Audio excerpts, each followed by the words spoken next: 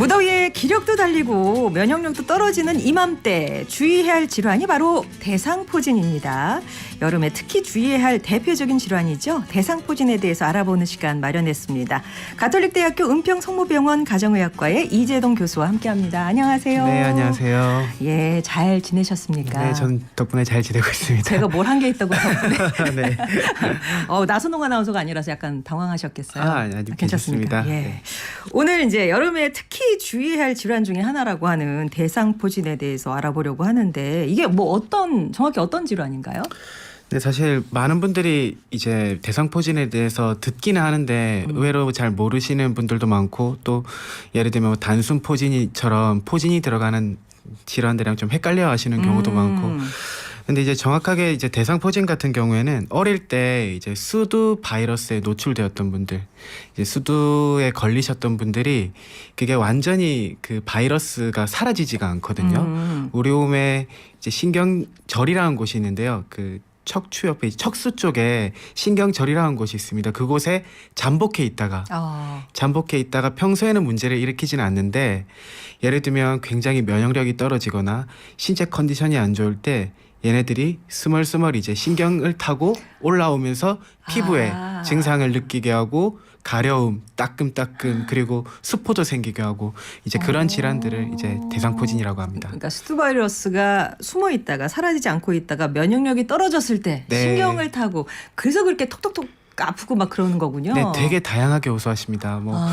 그럼 되게 가볍게 그냥 가렵다고 표현하시는 분도 계시고요. 통증을 심하게 호소하시는 분은 뭐 칼로 베는 것 같다고 표현하시는. 바늘로 찌르는 것 같다고. 네, 바늘로 콕콕 찌른다. 되게 다양하게 표현하시는데 일단은 통증이 있습니다. 통증이 있다. 네. 수포도 있고 통증도 있고. 네. 그러면은 어릴 때 나는 수도 안 걸렸었는데 하는 분들에게는 없나요?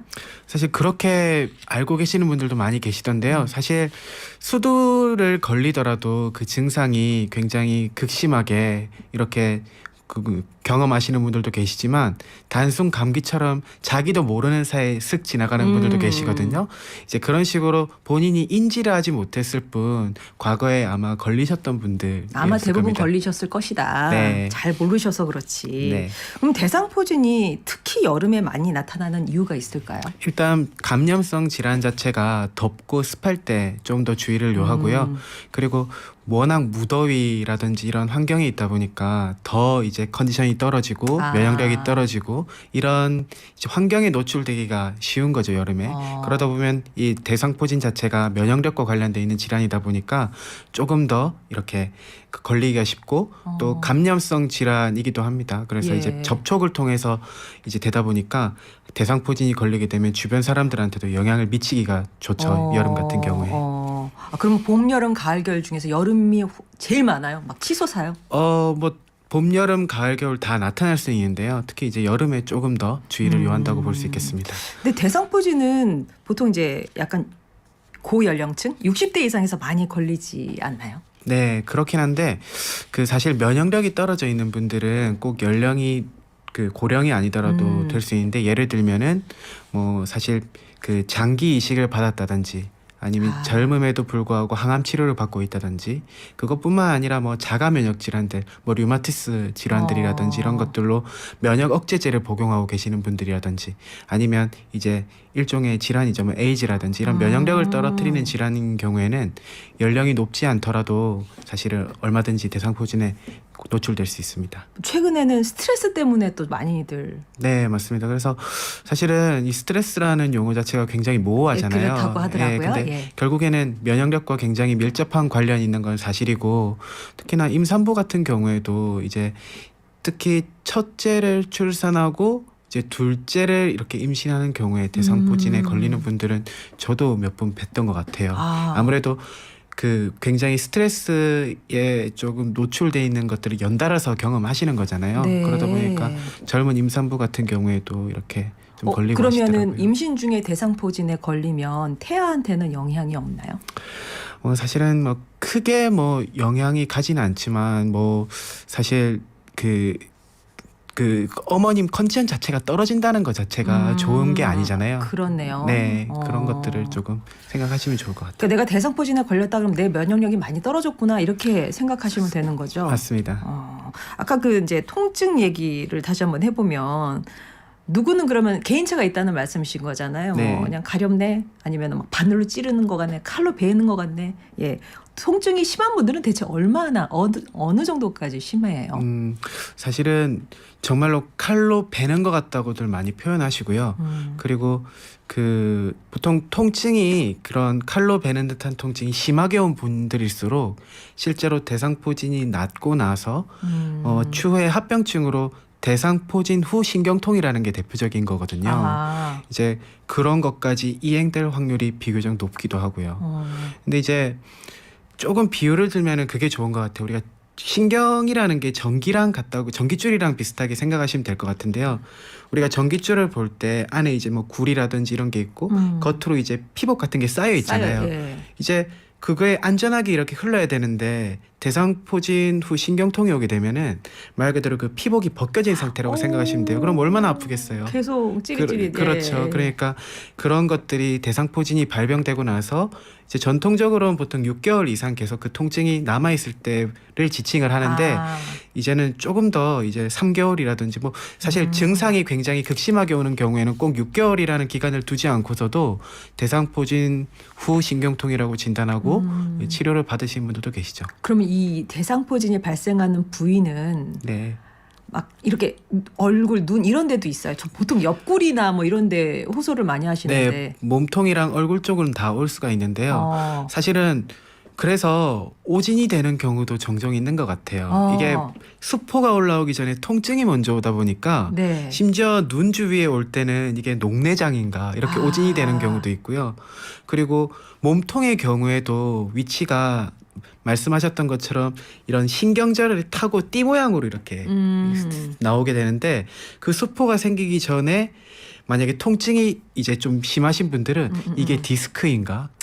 헷갈린다. 너무 네, 헷갈리네. 심지어는 이게 맹장염인가라고 생각하고 오시는 분들도 본 것 같습니다. 수포 같은 게 띠 모양으로 생긴다 하셨는데 띠 모양 아니고 막 산발적으로도 올라오나요? 아니요, 전형적으로 이 대상포진 자체가 대상이라는 의미가 약간 띠를 의미하고요. 예. 포진 자체가 수포를 의미하기 때문에 전형적으로 이제 띠 모양으로 돼 있고 산발적으로 돼 있는 경우에는 조금 다른 질환을 좀 의심을 해봐야 될 것 같아요. 그러면은 진단하실 때 그냥 육안으로 그냥 하시는 거예요? 무슨 검사 같은 걸 따로 하시는 거예요? 물론 PCR 검사라고 해서 수포가 있는 데서 이렇게 하는 이제 검사가 있긴 한데 사실은 수포가 올라오기 전에 통증 때문에 오시는 분들이 꽤 계시거든요. 그래서 통증이 발생하고 수포가 올라오기 그 사이 기간이 굉장히 애매해요. 그러니까 통증이 먼저 발생하고 나중에 수포가. 네, 그러다 보니까 굉장히 좀 오진이 날 가능성이 비교적 높은 시기이기도 하죠. 그렇군요. 좀 초기에 그럼 알 수 있는 이게 대상포진인가 아닌가 전조 증상 같은 게 있을까요? 일단은 그 통증이 조금 메인이 될 수 있겠고요. 일단 아프면. 네. 그리고 감각이 조금 평소에 느낀 것과 다르게 느껴질 수가 있는 것 같아요.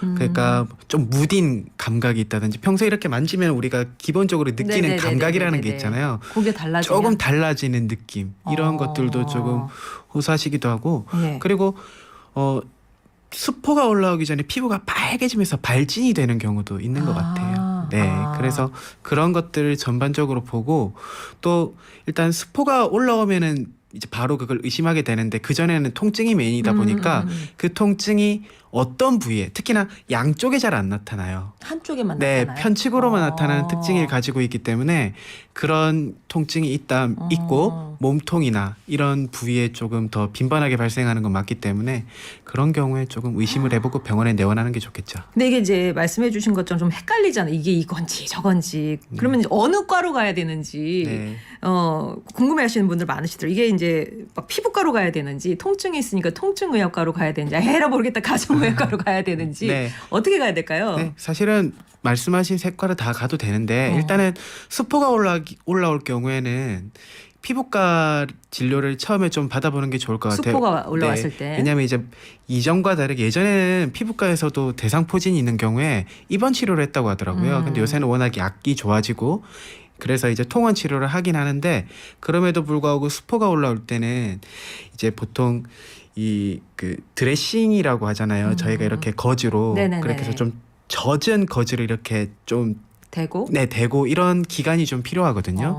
그래서 처음에 이제 수포가 동반된 시기에는 피부과 진료가 조금 좋을 것 같고 그게 통증이 너무 극심하거나 혹은 이런 일정한 급성기를 지나고 나서 그 이후에 이제 막 신경통 같은 것들이 있는 경우에는 통증의학과를 가시는 게 조금 더 도움을 얻을 것 같아요. 네. 왜 본인이 진료하신 가정의학과는 안 얘기하세요? 사실 가정의학과는 과 특성 자체가 네. 이제 어떤 질환이 오더라도 저희가 이제 보통 일반 이제 대중분들께서는 이게 어떤 건지 잘 모르시잖아요. 근데 저희가 보고 딱딱 구별하는 역할도 하고 있기 때문에 일단 뭐 대상포진이 아니더라도 통증이 있을 때 네네. 오시면 저희가 이제 분류를 해드립니다. 네, 분류를 해드리는 그런 기능도 있기 때문에 예, 오실 수 있는 거고요. 알겠습니다.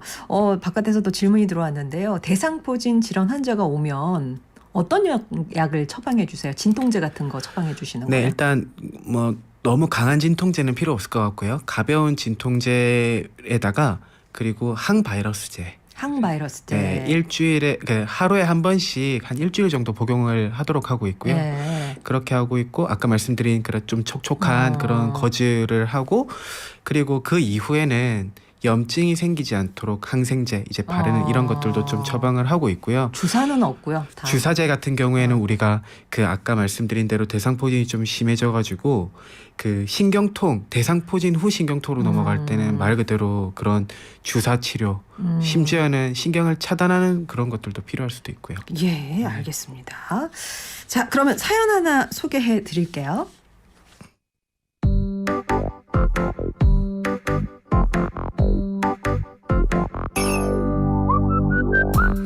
안녕하세요. 저는 택시업을 하고 있는 50대 남성입니다. 하루 12시간 넘게 운전을 해도 매주 주말 조기 축구회를 다닐 만큼 건강 하나만큼은 자부했는데요.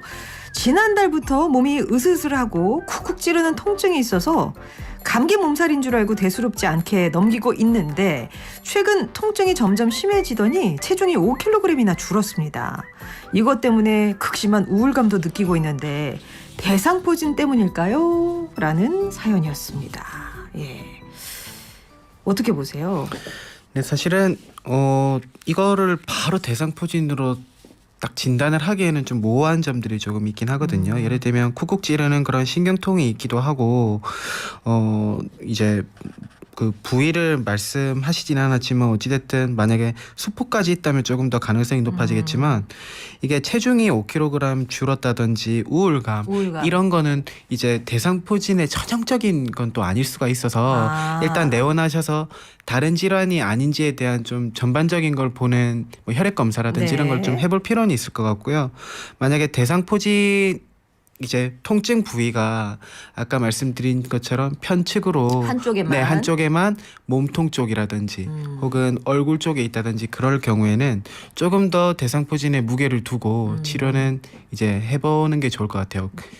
네, 그게 네네. 왜냐하면 대상포진일 경우에는 최대한 빨리 치료를 시작하는 게 유리하긴 하거든요. 예. 대상포진은 치료의 골든타임 같은 게 있어요. 이때까지는 빨리 가셔야 된다. 네, 사실은 그 발병을 하고 나서 72시간 이내에 이런 항바이러스제를 복용하는 게 중요하다고 알려져 있고요. 네. 이게 빨리 조치를 취하지 않을수록 그런 좀 나중에 굉장히 고생하실 만한 합병증에 대한 확률이 높아지는 것도 사실입니다. 72시간 내에 그러면 네. 3일 이내네요. 그렇죠. 근데 아까 전에 말씀하실 때 통증이 먼저 있고 나중에 수포가 생긴다고 하셨잖아요. 그게 얼마나 걸려요? 보통 조금 기간차가 있긴 한데 신경절이라는 게 아까 척수라는 부위 주변에 있다고 말씀드렸는데 이 중심부에서 피부까지 그 신경 전깃줄 타듯이 쫙 올라오는 시간이 기본적으로 한 이틀에서 3일 정도 걸리는 것 같아요. 그래서 사실은 통증만 이제 양상을 잘 봐야 돼요. 그러니까 제가 그래서 통증이랑 수포가 올라오기까지의 그 굉장히 비교적 오진에 대한 확률도 있고 좀 모호할 수 있는데 이런 통증의 성격 뭐 가렵다든지 찌른다든지 콕콕 찌른다든지 뭐 칼로 베는 것 같다든지 이런 양상과 부위 그리고 양측인지 편측인지 이런 걸 보면서 대상포진에 대한 가능성이 높으면 바로 그냥 그때부터 치료를 하는 게 좋죠. 수포가 올라오기 전에라도 네. 네. 좀 이 뭐랄까 감각이 예사롭지 않다. 네. 평소랑 좀 다르다 그러면 병원을 한번 찾아보시는 것도 좋을 것 같습니다. 근데 대상포진을 방치하면 놓쳤어. 네. 예. 그리고 이게 또 헷갈리니까 막 근육통인가 봐. 막 이러면서 이제 지나쳤으면 방치했으면은 뭐 어떻게 되나요, 나중에? 아까 말씀드렸던 것처럼 이게 신경 쪽으로 굉장히 이제 영향을 오랫동안 끼치다 보니까 네. 치료가 되지 않고 계속 영향을 끼치고 있는 거잖아요. 저절로 낫는 건 없어요. 사실은 오래 방치하면 할수록 저절로 나은다기보다는 증상이 심해질 확률이 훨씬 높고요. 악화되는구나. 네, 특히 고령일수록 예. 기본적으로 합병증에 대한 확률이 높아지는 게 맞는데 이걸 방치까지 한다 그러면은 사실 수년간 이런 대상포진이 낫고 나서도 신경통을 앓으실 확률이 또 높아지는 거죠. 사실은 이게 쉬운 문제가 아닌 게요. 예. 통증의학과에서 치료하는 거 보면은 대상포진 후 신경통을 그냥 단순히 넘기면 안 되겠다는 생각이 듭니다. 알겠습니다. 바이러스가 계속 이제 공격을 해오는 거기 때문에 빨리 통증도 느끼고 감각도 평소와 같지 않고 굉장히 예. 다양한 증상이 나타날 수 지금 있기 질문 때문에. 들어오는 거 보니까 발병 부위가 되게 깜짝이야. 이렇게 퀴즈를 이렇게 요게 이제 들리시죠? 퀴즈 시간인가 보네요. 반짝 퀴즈 시간. 예.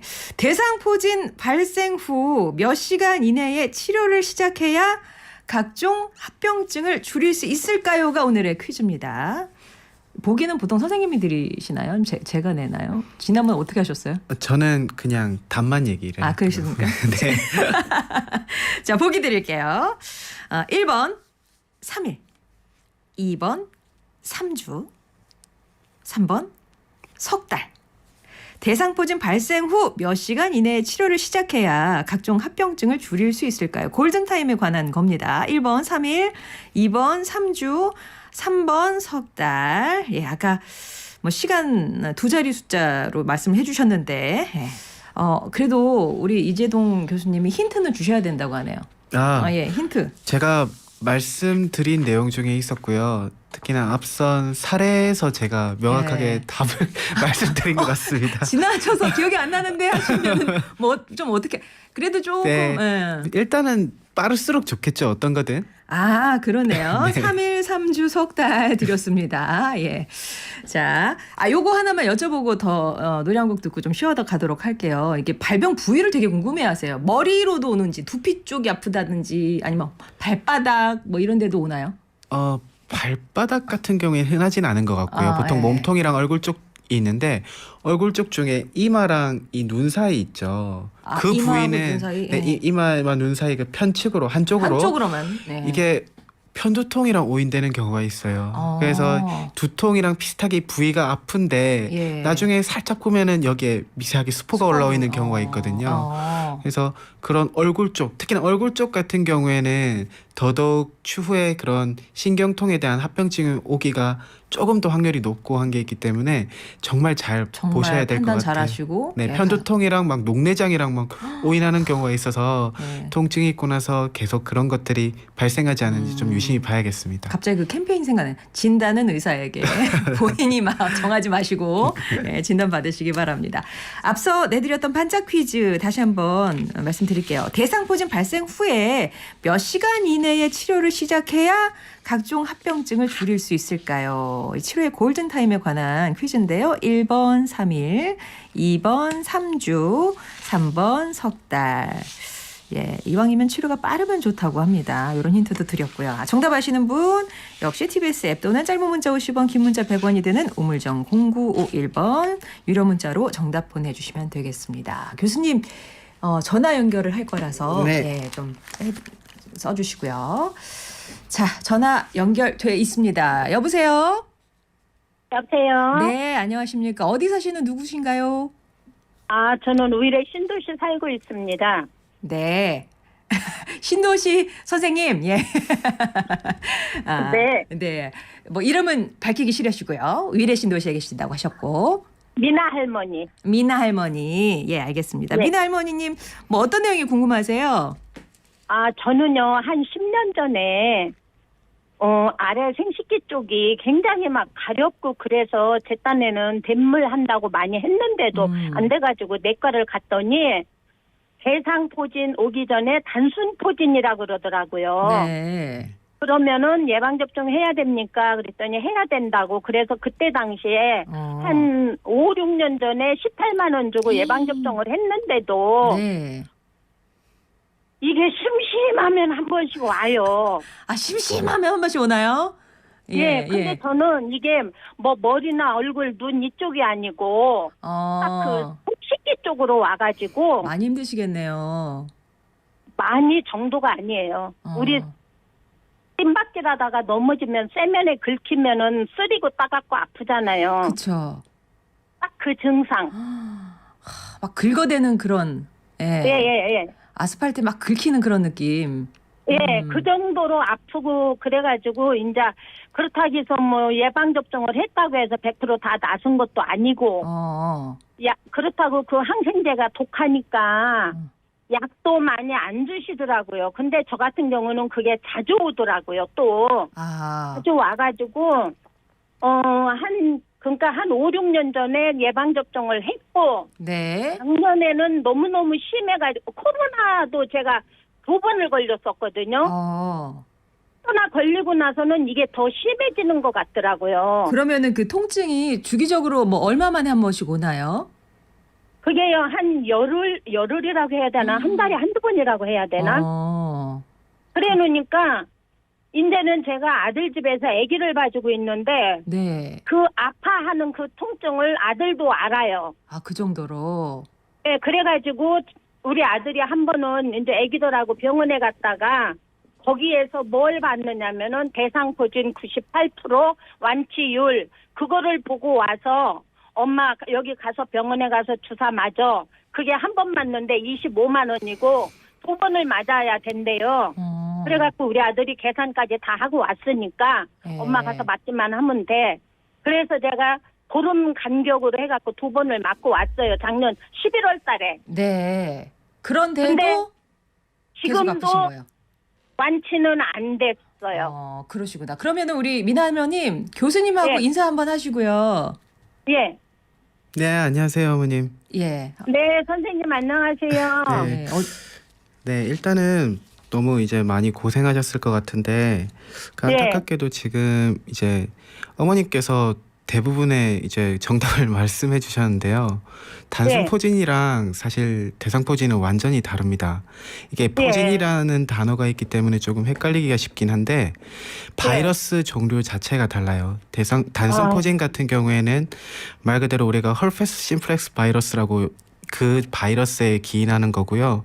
그리고 이 대상포진 같은 경우에는 바리셀라 이제 조스터 바이러스에서 아예 바이러스 자체가 달라요. 그래서 앞서 말씀하신 그런 예방접종 같은 경우에는 대상포진에 대해서 예방을 했던 거기 때문에 지금 생식기 쪽에 있는 단순포진에는 사실 효과가 없다고 보는 게 합리적이고요.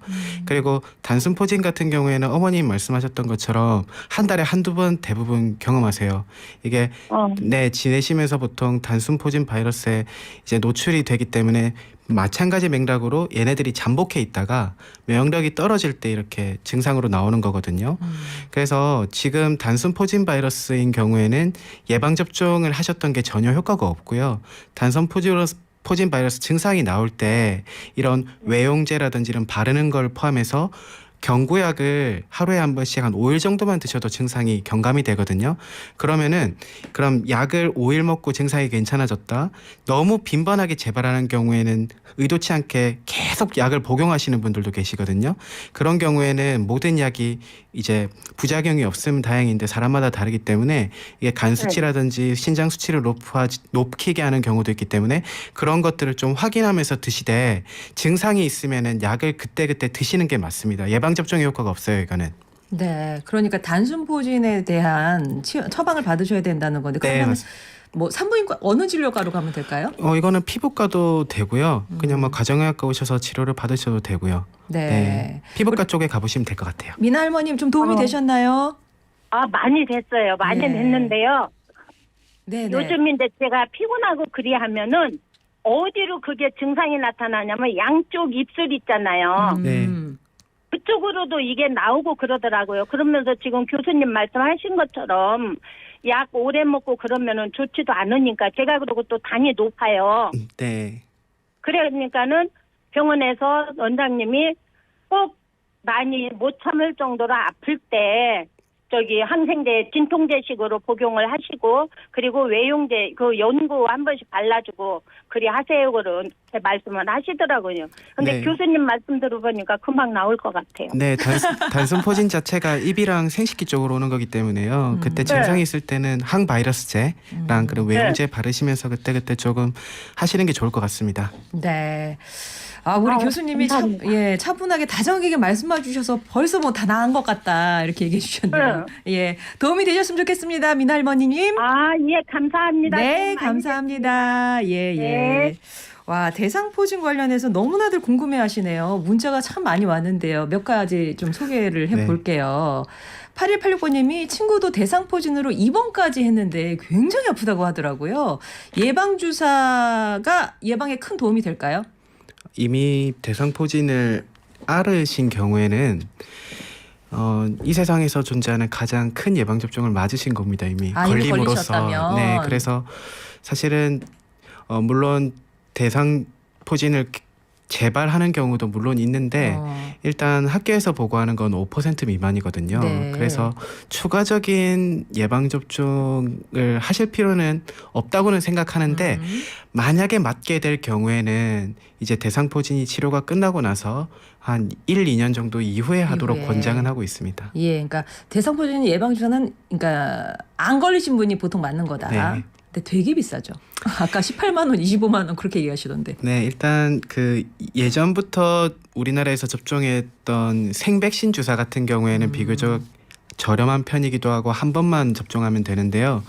작년부터 우리나라에서 이제 보통 접종하는 사백신 예방 접종 같은 경우에는 2차례를 접종해야 되는데 보통 한 번 할 때마다 한 25만 원 정도. 그래서 좀 고액이긴 하지만 이제 큰 장점은 있죠. 예방이 되는 확률이 이전 예방 접종 같은 경우에는 한 52에서 55% 정도 예방이 됐다면 최근에 나온 이 사백신 예방 접종 같은 경우에는 한 97% 정도. 비싼 만큼 예방 효과가 크다고 알려져 있습니다. 예.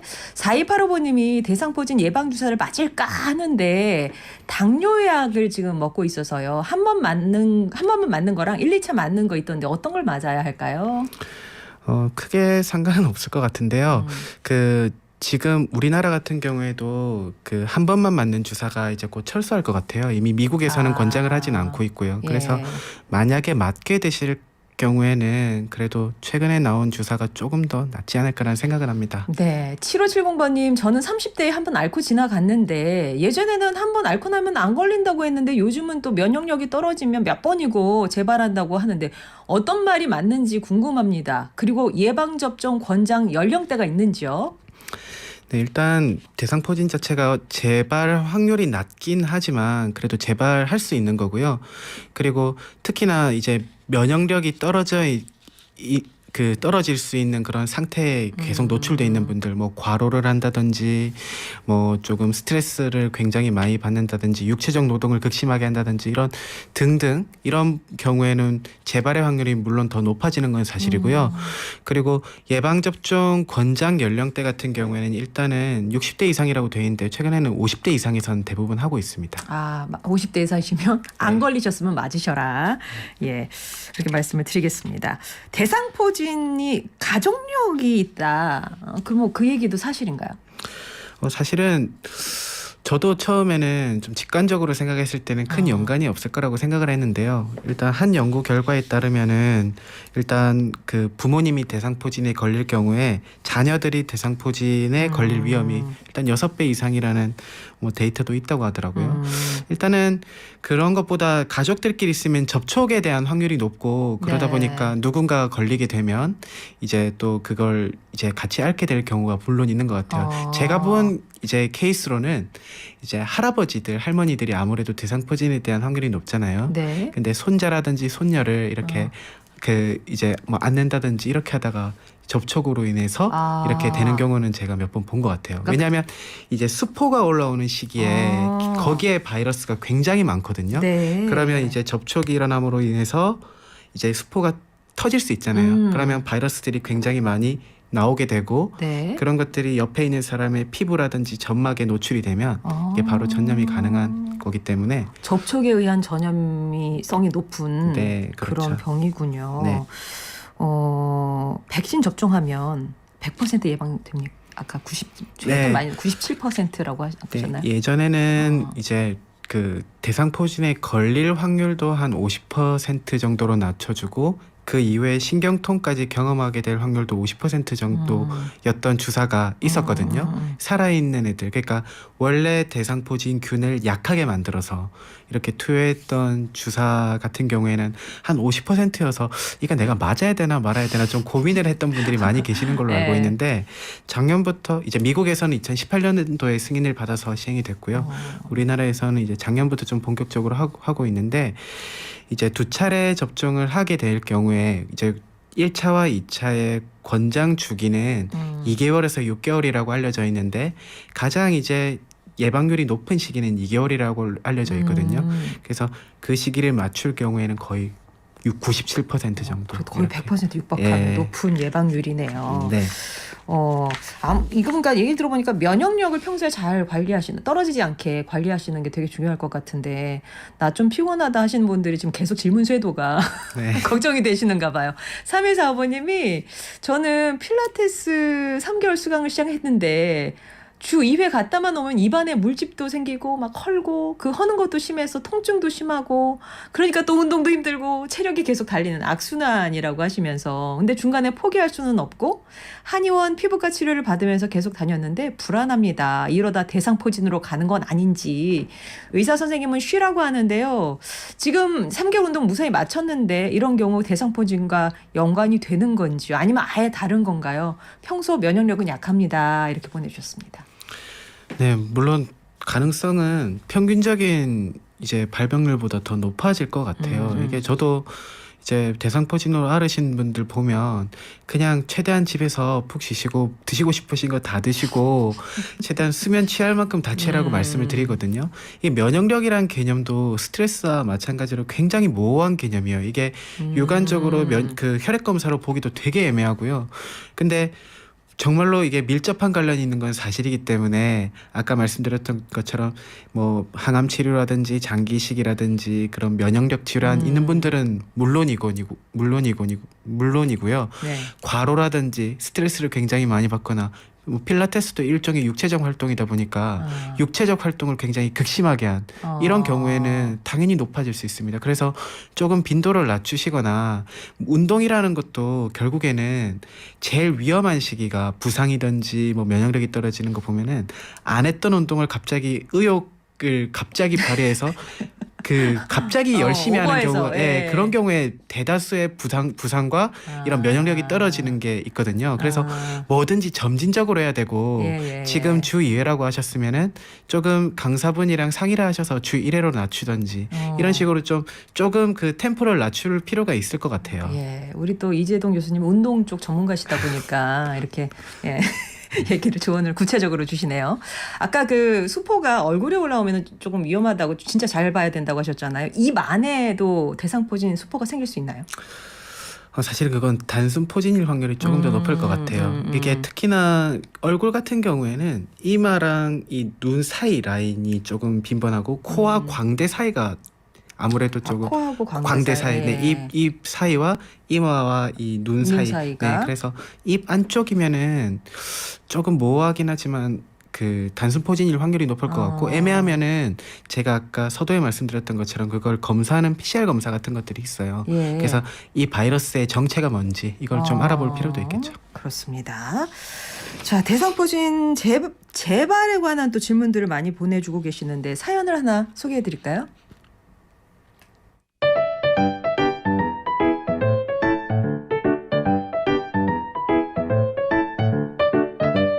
안녕하세요. 저는 50대 주부입니다. 2년 전에 대상포진에 걸려 엄청 고생했습니다. 그런데 올해 또 온몸 구석구석이 쑤시고 뻐근한 증상이 있어서 설마 아니겠지 하고 병원을 찾았는데 또 대상포진 진단을 받았습니다.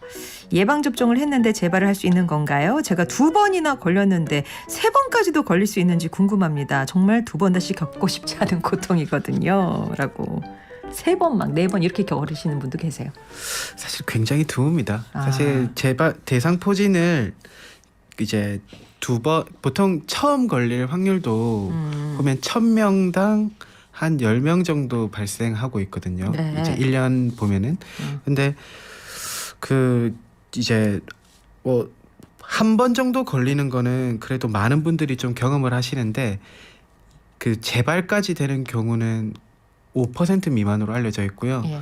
이제 3번, 4번은 정말 거의 없다? 저는 본 적이 없습니다. 일단은. 어. 네, 그래서 너무 조금 2번째 걸리게 되면 그 공포감이 이루 말할 수 없을 정도로 극심해지고 그러기 때문에 사실은 그분들의 경험담이 굉장히 주변으로 퍼져서 그 시기에 이제 이렇게 대상포진 예방접종하러 많이 오시기도 하고 그런 경우가 있는데요. 일단은 제가 개인적으로는 재발까지 된 상황에서 추가 예방접종을 하거나 그런 거는 그렇게 추천드리고 싶지는 않습니다. 네, 그러니까 지금 사연 주신 분은 이미 2번이나 걸렸기 때문에 더 이상은 없을 것이다. 네, 예방접종도 하셨다고 되어 있는 것 우리 같고요. 교수님은 대상포진에 걸려본 적이 있으십니까? 저는 걸려본 적은 없습니다. 아, 예. 워낙 또 면역력 튼튼하시니까. 저는 한번 걸려본 적은 있어요. 옆구리 쪽에. 아우, 뭐 진짜 찌릿찌릿하게. 네. 아, 근데 진짜 얼굴 쪽에 오면은 정말 고생스러울 것 같다는 네, 맞습니다. 생각이 드네요. 네. 이런 질문도 있어요. 나이 드신 분이 걸리면 완치가 어렵냐고. 합병증으로 넘어갈 확률이 높다. 더 높아집니다. 아까 말씀하신 대상포진 후 신경통? 네. 예. 보통 일반적인 대상포진 같은 경우에는 보통 이제 발진이 생겼다가 피부 증상으로 한정지어서 말씀드리면 발진이 생겼다가 물집이 생겼다가 얘네들이 검정색 딱지가 생겼다가 떨어지는 과정까지라고 보통 지칭을 하면 그래도 한 2주 정도면은 괜찮거든요.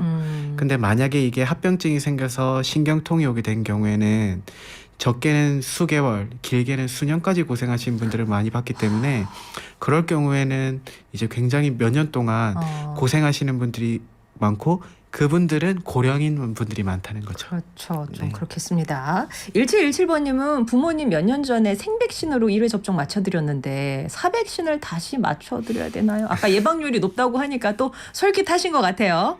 사실은 굉장히 좀 매번 이 질문을 많이 듣거든요.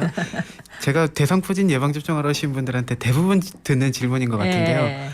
사실 제가 이건 나름대로 선택지를 좀 드리고 싶어요. 일단은 생백신을 맞을 경우에 저희가 연구 데이터를 보면은 한 5년에서 7년 정도 지나게 되면 그 예방했던 효과가 많이 떨어진다고는 알려져 있거든요. 네. 그걸 감안하면 그 시기가 지나고 나면 사실 이전에 생백신을 맞은 것들은 큰 예방 효과를 그때부터는 좀 기대하기 힘든 건 사실이에요. 자, 그러면은 7년이 지나고 나서 이제 사백신을 맞을 건가? 그것도 되게 애매한 게요. 네. 일단 우리가 그 많이 이제 공포스러워하는 질환이긴 하지만 대상포진 자체가 걸리기가 굉장히 확률이 높은 건 아니에요. 근데 이제 만약에 내가 그런 거에 대해서 너무 걱정이 된다. 그러면은 사백신을 맞는 게 도움이 될 수는 있겠습니다. 네. 갑자기 궁금해졌는데 이게 예방접종 중에서 제일 비싼 예방접종이 뭐예요? 지금 대상포진이 굉장히 상위권이죠. 제일 상위권이에요? 네. 이거보다 더 비싼 건 없습니까? 일단 폐렴 예방접종 같은 경우에도 대부분 이제 10만 원 정도. 그래도 이게 더 비싸네요. 네. 아무튼 이게 상위권이다. 네. 예. 대상포진 그 일상생활에서의 예방법 같은 게 있을까요? 끝으로 좀 질문 드려볼게요. 네. 일단 우리가 항상 대부분의 질환은 기본으로 돌아가야 됩니다. 그래서 잘 먹고 잘 쉬고 그리고 너희가 너무 그 평소에 비해서 많은 업무라든지 이런 거에 로딩이 가해지고 스트레스를 받으면 잠시 그런 것들을 좀 멈춰두는 시간이 필요할 것 같습니다. 네, 잘 쉬시고 잘 드시는 거, 잘 주무시는 게 최고라고 합니다. 자, 그럼 우리 퀴즈 정답을 말씀드려야 될 텐데요. 예. 자, 대상포진 발생 후 몇 시간 이내에 치료를 시작해야 각종 합병증을 줄일 수 있을까요? 교수님 정답은요? 네, 72시간 즉 3일입니다. 3일. 예. 피부 발진이 발생하고 적어도 72시간 안에는 항바이러스 치료를 시작하는 게 좋다고 합니다. 정답 맞춰주신 분 가운데 선물 받으실 분들은 어떻게 알려드리나요? 저만 모르죠. 개별 연락을 드린다고 합니다. 개별 연락. 그리고 홈페이지에도 올릴 테니까 궁금하신 분들 찾아보시면 되겠고요. 자, 오늘 이렇게 해서 대상포진 얘기 이재동 교수님과 나눠봤습니다. 오늘 말씀 잘 들었습니다. 감사합니다. 네, 감사합니다.